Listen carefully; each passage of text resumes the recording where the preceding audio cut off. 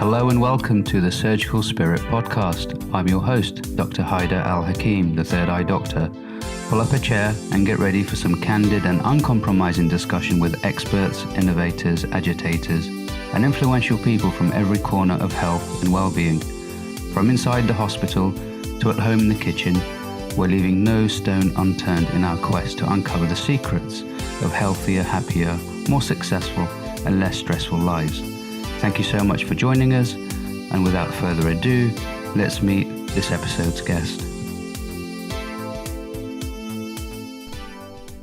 Hello Anna, how are you? Hello, I'm good, thank you. It's good to have you here. It's good to have you here. Thank you. I appreciate the opportunity to talk about this stuff because it's very important to me.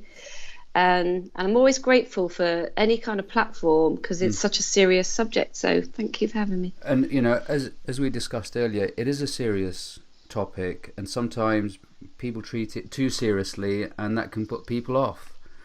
And, you know, I think bringing the human element to things makes a massive difference. And given that you've been in this, and given that you've been in this game for a very long time, you know, how do you keep it human? Well, I'll tell you what I do is I've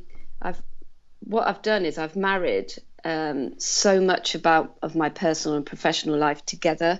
And actually the core of my methodology, which is called CORE, is the Kindness Incorporated methodology, but the core principles are really about what it's like to be human.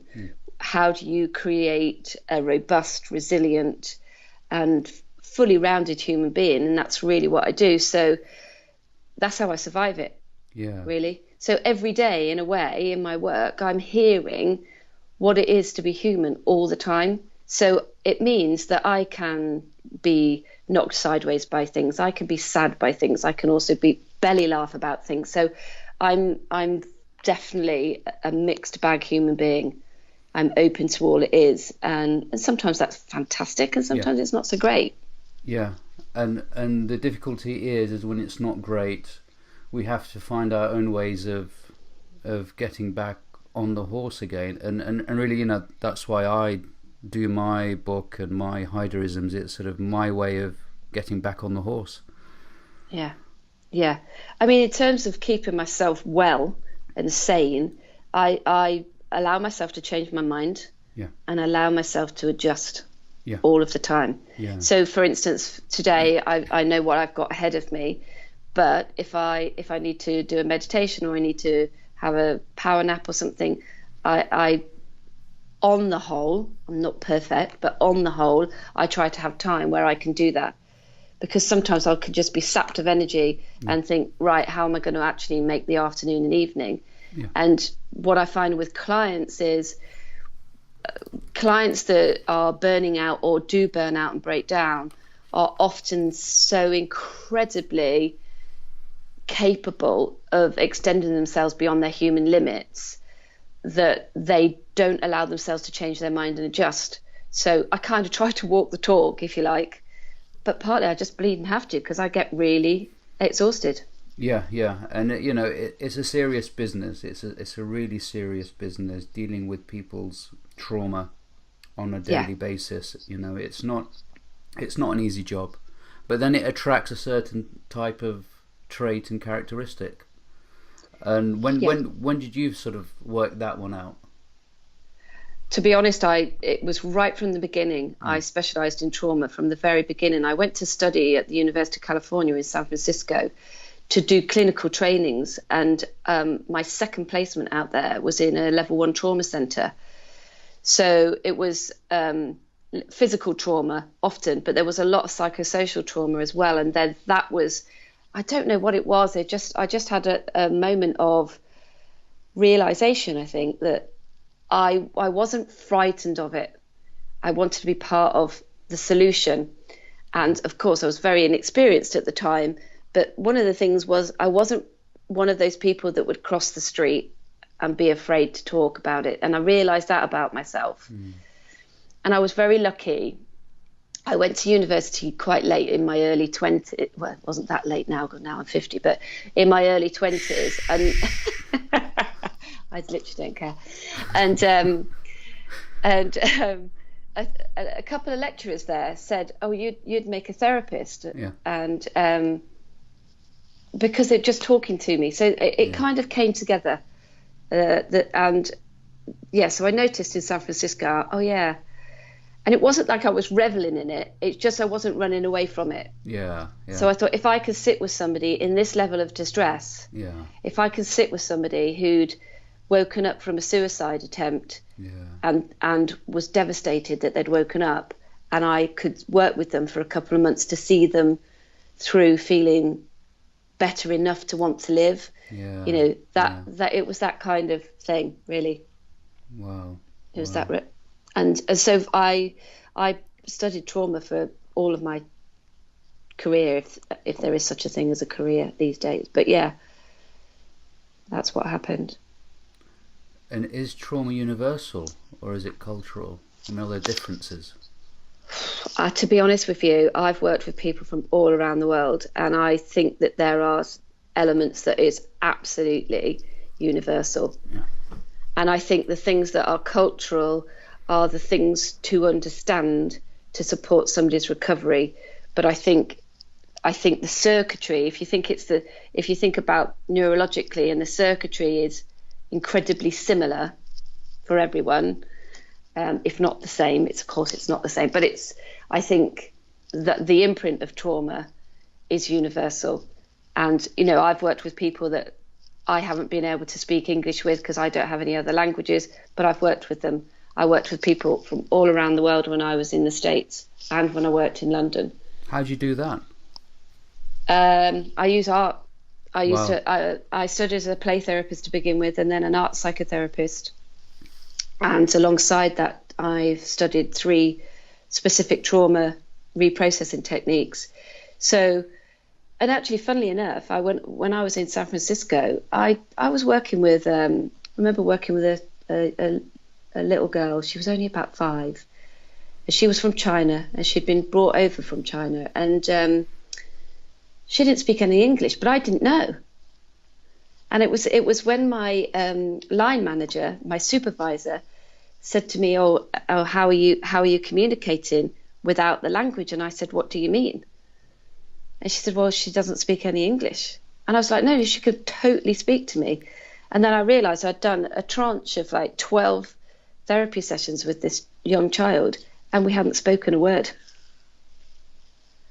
And that is absolute truth. And I was as blown away. I was just so blown away. I was like, oh my goodness. I totally understood her. I understood what she was saying. She understood me. And I had to work with her in quarantine. She was really, really poorly. And I'd have to scrub up, and I was the only person apart from family that was allowed in. And yeah, I didn't know that she couldn't speak. So there is in a universal language, because I knew about trauma, the universal language was pen and paper or toys. Could you talk us through that process? How does that work? Well, young kids will always play out their experience as you know. So I've worked with young people and families that have been in war, victims of crime, and if maybe they're too traumatized to speak, they will show you in what the toys, they will show you with toys, this person came in, this person had a gun, this person had a knife, this person came through the door, and they can model it. So what I used to do was create a kit, if you like, a play kit that would have the elements of the experience I knew they'd had, not coach them into it because you didn't need to. They would show you with the... And then what I would do is, in terms of trauma reprocessing and treatment, is that you as the therapist can actually use the tools and toys back to them and say, like, I would have a figure that was me, I'd come and help you. This is me coming to support you, to come alongside you in this journey. And you try to explain what symptoms are. And sometimes just having that calm influence with somebody with trauma is really important, as you probably know. Open up, yeah. Yeah, and if you're very self-regulated, that helps their system regulate as well, and which is really important when people are in crisis. So if you've got one person in a family that's say got PTSD, post-traumatic stress disorder, all of the other family members are also suffering some kind of trauma, whether it's like a vicarious trauma or they're actually traumatized as well. So you've got everybody in the family with heightened state of arousal, hypervigilance, all kinds of trauma symptoms, and they're all in disarray. Somebody needs to go in there to help them self-regulate. They're not out of control because they can't do it. It's simply their system is in such disarray that calming influence is really important. And that's a lot of the work that I did in London, was worked with victims of crime, of gunshot wounds, knife wounding, gangs, and you're doing the same. So you're right in a way. I think it is universal, but there are cultural differences to how people, for instance, certain families I've worked with, if somebody is raped, then how the whole family experiences that is different. Yeah. So you've got a familial culture and you've got like a more pervasive culture as well. Yeah. And it's interesting now that you've got social media and you've got a much more intrusive element into one's culture and one's family, and I see things getting more complicated, or at least more challenging, so to speak. Let's be positive about this. Mm-hmm. Do you think that's going to change the dynamics on the culture side?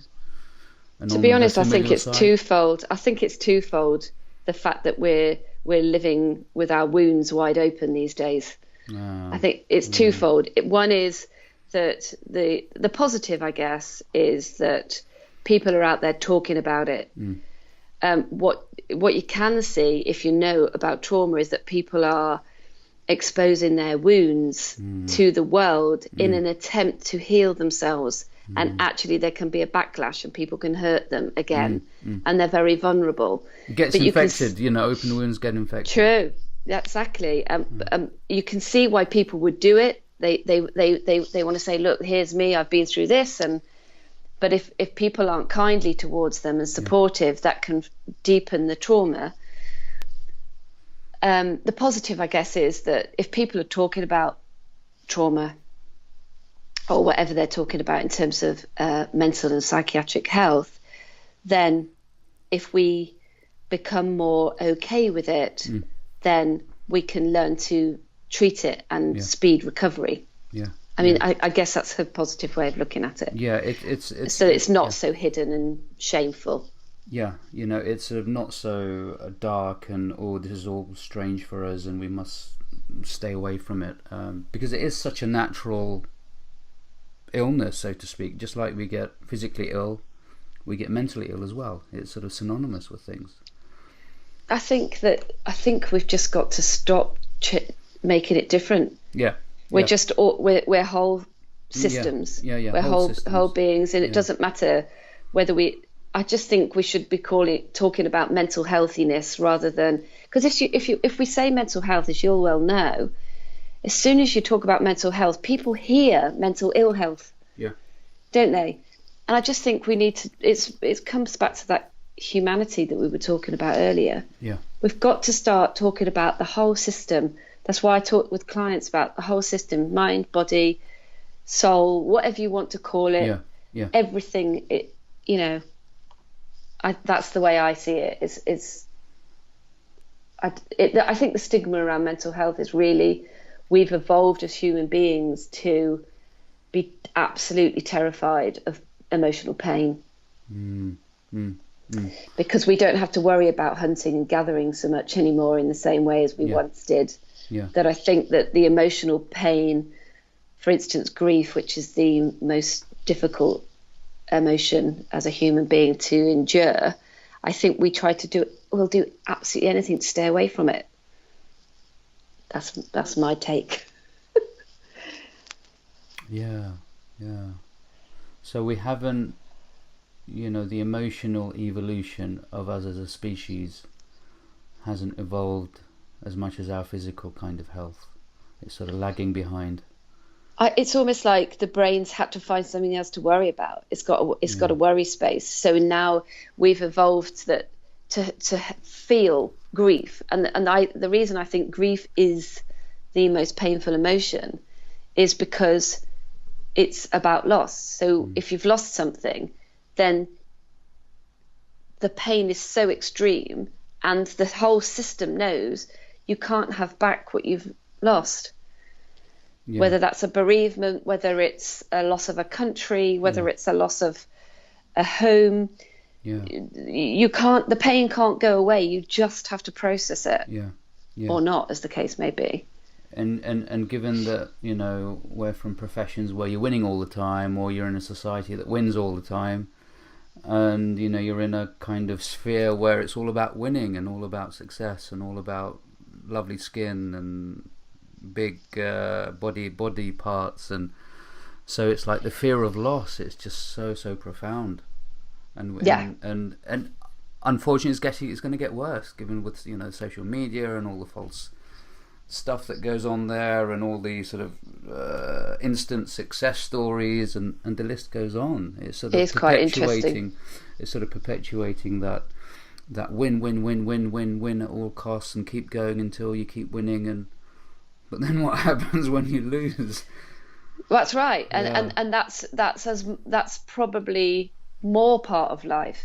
That getting used to not having what you want, or for some even what you need. Yeah, that's, you know, that this intense fixation on success. Well, what the hell is that? You know, I and it's really interesting because we met on LinkedIn, didn't we? And if you look at how people sell success, my interest is those business coaches or business gurus, whatever you want to call them. I'm interested in those people that talk about the journey, because I work with entrepreneurs. I work with very clever, on paper successful people, but guess what? They struggle to arrive in their lives. They struggle to feel like they've succeeded, even when to somebody else they look like success. Yeah. But if you can't enjoy it, or you've not enjoyed the journey, what's the point? Yeah. And that's where we're dehumanizing people. And you're right, the whole social media thing it will have to recalibrate at some point. Yeah, I mean, there will be a revolution essentially, you know, once it really goes down the pan. Unfortunately, I mean, I work with really rich kids from the Middle East, and you know, people look at me thinking, wow, you must be so lucky, or they're so lucky, you know, Lamborghinis everywhere, and I'm telling you, it's such a miserable environment, as in that's interesting. they are so miserable, and people look at me in surprise, and that's because they've had everything, they are successful, and yet so empty inside. Well, there's the other way of looking at it is, you know, working with people that have inherited money, that are you know, that are born into a lot of money and privilege, but they're human beings, and they still crave for the normal stuff that everyone craves for, essentially. Yeah, and it comes down to the work that I do, which is really about transforming inner brutality, which none of us are born with. Tell us more about that. But it evolves in us. I'm the centre of the work that I do is inner brutality of thought. Was something that I discovered. I know it comes out in so many ways, but my way of thinking about it is people's relationships with themselves is the issue. Yeah. So you can be a multimillionaire, but if you put your head on the pillow and you hate yourself, nothing, no money, nothing can change that until that person is ready to look at how they relate to themselves. Are they brutalizing themselves, haranguing themselves? Are they not good enough? Are they too thin, too fat, too whatever? And that affects absolutely everything. That affects their happiness, health, their ability to be in the moment and live with ease. And that's, for me, the crux of the work. It doesn't matter who I see. Everybody comes in with a level different levels of inner brutality, but that's the key. If people can learn to be companionable with themselves and build that relationship, they're way, way, way more resilient. Yeah. And happier. How did you come to that realization? Well, it's partly a personal and professional marriage. I had a terrible experience in 2011 and I literally broke down. And my inner brutality came out massively to the point where it was like I had two people in me. One was going, "You're a good person." The other person was going, "You literally can't live. You're so ashamed." So, and I was like, I was assaulted by a partner of mine. He was arrested. Relationship was over literally that evening. And because I had been worn down by the relationship already, I just broke down completely. And for about a year, I spent almost every day saying, "You'll never recover. You'll never recover." How embarrassing to be a psychotherapist specializing in PTSD and I end up with it. Yeah. Right? I had PTSD. I was very poorly and I was dragging myself through the days and sometimes not. You know, I really wasn't very well. But coupled with that, I was so angry with myself. So there was no internal kindness. There was like, "You idiot, you fancy not seeing it coming, fancy meeting somebody like that, you know, how could you do that? Your kids, da da da." And then one day I just stood up and I was like, are you going to do this for the rest of your life? Or are you going to make sure you do recover? Because if you continue like this, you absolutely won't recover. That you can be sure of. Literally, I said this out loud. How can we get that internal, that good voice just to speak to us? Is it just happens out of the blue? Oh, it takes practice. This was only the first port of call. Yeah. So, and this is what my methodology was based on. I brought the personal and professional together, and that's what created Kindness Incorporated and the core model, which is companionship, consideration, care. So it starts with the decision to make that change. And that's what I did. So every time I berated myself internally or called myself an idiot or worse, frankly, I was like, "What? No, this happened to you. And it's all right to feel sorry for what you've been through." So changing it, being committed to changing to a more kindly, companionable voice within myself. And things started to shift. I started to feel stronger. I started to feel happier. The shakes started to go. You know, I started looking, okay, so if I can't fall out with myself or let myself down, I've got a chance to be alive and well in this world. Because I got to the point where I didn't want to die. I wasn't in that place. I didn't want to die, but I didn't know how to live. Because I couldn't live with how I felt. And I was in such neurological disarray. I was literally shaking from head to foot. Didn't sleep for more than an hour for 6 months. So it was an internal voice that gave you that choice, or was it someone outside of you that gave you that choice? No, I tell you what it was. It was getting into my professional head. At that point, I'd worked for 20 years with people in trauma. And I thought, would you speak to them like that? Would you? No, you wouldn't. So kind of having a word with myself, really, like, come on. It's your intellectual self sort of I had to picking mobilize yourself that. up and say, look, and probably, you know, when you sort of go to work and you see some trauma there and you think, right, okay, and that sort of overtook the emotional and the sort of the animalistic side of things. True, absolutely. And I thought I would believe that somebody else would recover. So why am I teaching myself? Why am I coaching myself that I'm not? And some of that was, you know, shame. So I thought, well, what do I do? Spend a life of that, or actually transform this into something else? And because I really did believe. I mean, I'm laughing at it now. I really did believe I wouldn't recover. I am changed by the experience for sure. But not all for the bad. Well, I mean, it's interesting because when I go through shit at the time, it's absolutely horrible. But looking back, I thought, fuck, I'm glad that happened. Literally, I literally say that. I know it's easier always looking back and retrospectively, cognitively speaking and intellectually speaking, we can always justify our actions going backwards.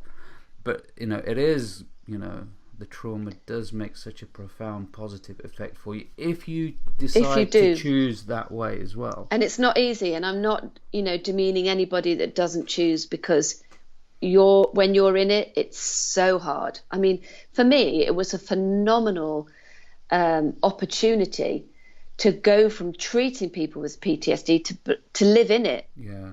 And I was like, God, you had no bloody right to believe people could control their neurological disarray, because it was overwhelming.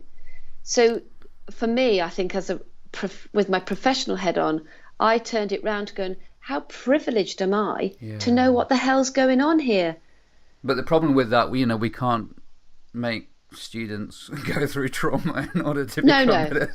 True. No, God, and you wouldn't want to. But we kind of put that as a caveat. Oh, by the way, these therapists are absolutely amazing, and look at their lives and look what they went through, and look at their careers now, and that's kind of indirectly indicating to them that actually we are humans, and if you go through shit, it's actually a good thing for you as a human being. I would never, which you can't sell. No, I would never actually say that to anybody, because when you're in it, you are so far away from control initially. So yes, it comes with a decision to change it, to find a route out. That's all it was to begin with. So I'm not bigging myself up.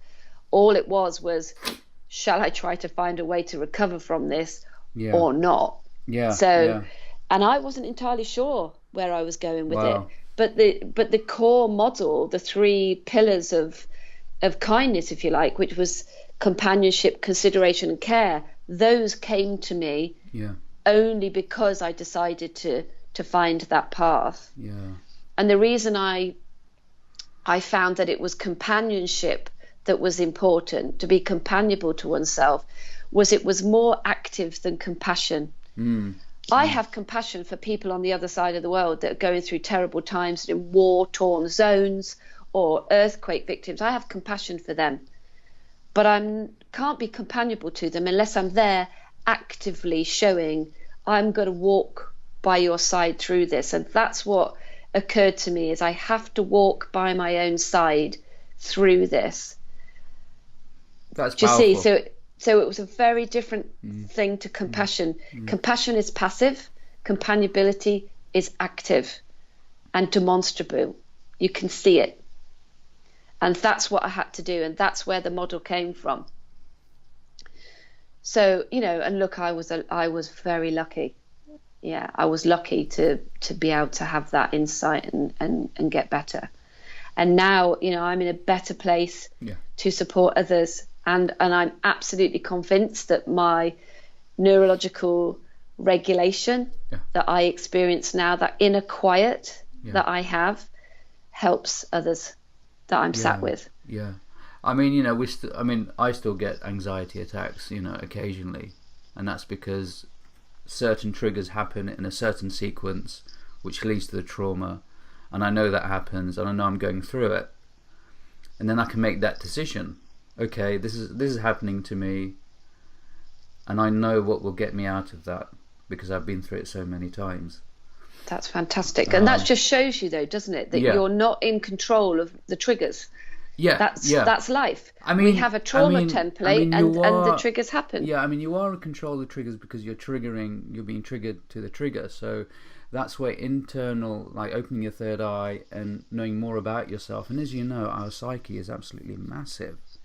It's like the size of the universe, and the universe is dark. There's not many stars there, so it's a lifelong endeavor of knowing yourself. Do you know what I call it? I call the mind riding an untamed horse. Yeah, exactly. Kind And of get used to, like, you're not entirely sure where it's going. get used to the riding. Yeah. Exactly. I think once you've got a trauma template where the imprint of trauma has happened, you can have some understanding and control of it, but you are still at the mercy of triggers that you're not aware of because the world's happening around you. Yeah. For instance, if I feel under threat, I'll have an anxiety reaction, not massively so, sometimes bigger than others, but I'm not even sure what it is. Yeah. So I'm the kind of person that if I think something's going down, I'm out of there big time. I've got an ejector seat. I'll get off a bus. I'll get off a tube. I'll change direction in my car. I will get up out of a restaurant. I will adjust in the moment, and I don't care. Because I know that that's what I'm taking care of. It's the triggers out there. Yeah, it's that intuition that some people have developed so much. And I mean, I get that when I do talks as well. You know, when I'm out there doing my workshops, you instantly get that the vibe of the whole place, and you think, oh, this is going to be difficult. Yes, yeah. You know? But that's a funny offshoot to my trauma. Actually, is that like public speaking and things like that, I don't get so nervous about. Like that, the work on myself. I guess because I can't fall out with myself. Cool. Anymore. Yeah, that's lovely. So I'll just go, this is a great opportunity to talk to 300 people. Yeah. Lovely. Yeah. Enjoy it, you know, give what you can give and enjoy it. But I can be like sat on a tube and I think, oh, I'm in danger. Boom, I'm out. Yeah, that's interesting. Yeah. And it's because of threat, I suppose. It must be allied to the assault, I guess. And so, you know, there's a neural pathway that is like, boom, you're under threat, and I just don't risk it. I just get the hell out of the way. Yeah. I mean, it's a horrible feeling, you know, having that sort of. Actually, I had one yesterday. I was at work and, you know, had so many different bad news all happening at the same time, and you know, for about 20 seconds, had that sinking feeling inside of me. Oh, here we go again. And but it's grounding, you know, and I've got my own way of grounding and sort of going within and tapping into that internal myself which I love unconditionally, and tapping into that and say, wow, you know, you are the center of the universe and you generate your universe and you generate your existence. Well, let's go back into that sort of positive existence that we know is around us. You know, I just look at the tree and I think, wow, this is amazing. Just the fact that you've got a tree there that's been around for 1,000 years, giving constantly. It's really interesting, isn't it? Because working with people that are transforming trauma, I mean, I remember it myself, like things become more vivid. I can remember the greens in the countryside became more, I'm like, oh my goodness, have I had cataracts on before? Because the green is so much brighter. Yeah. And clients of mine say, look, oh my goodness, you know, everything seems more amazing. Yeah. Because I guess that if you're not in that inner world that's foggy and dark and in conflict, you can blossom open. You just become more. It's almost like being but more wide-eyed, isn't it? Yeah. Or third-eyed, you know, opening your third eye. There you go. Cool. So, how can people get hold of you and sort of because you've got a book out as well, How to Smile Again? Yeah, I've got two books. The first book was aimed at people in public life because I worked with a lot of people who lived in the public eye, and so their traumas were like those bare wounds. But I actually kind of rewrote that book and called it Smile Again, and that's for people that are on the verge of burnout or have already burnt out or managing overwhelming stress. And really that book was born out of getting to a point where I wanted to download my 20 years experience and the methodology that I took people through trauma, almost by accident really. It started to occur to me that there's a bit of a formula here.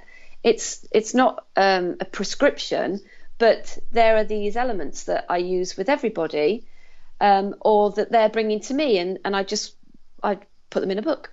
Yeah. So that's really helped. People have fed back that they find that really helpful. Yeah. Look, not everybody's going to come and work with a therapist, are they? Which is understandable. Yeah. Won't want to, or we are can't scary find as me, well. or yeah, exactly. So there is that. So yeah, the book was about downloading that so that it could reach more people, because you have to realise that as a lone therapist, really you're working mostly one-to-one, and that's wonderful, and it's a massive privilege to do that. But there's hundreds and thousands and millions of other people that might benefit. So that's where the book came from. So but I'm just having my website redone. That should be out in the next fortnight. But my current website is still there, which is annapinkerton.com. Great. You can reach me there. I'm on LinkedIn.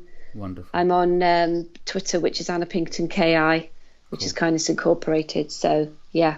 Wonderful. Yeah. And my last question to you, Anna, is what's the naughtiest thing you've ever done? Oh. The naughtiest thing I've ever done.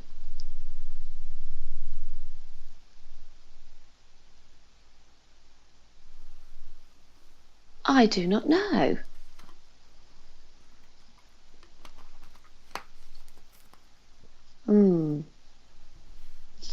I used to be quite heavily into skinny dipping. So probably the naughtiest thing I ever did, because it's kind of a bit unsavoury now, but skinny dipping in a communal swimming pool, probably. Wonderful. I've probably done way worse. I'm just filtering it. I can't think of anything. I'll come back to you on it. Cool. Yeah, put it on LinkedIn. Yeah. Absolutely. Sell. Okay, Anna, thanks a lot. Yeah, lovely to speak to you.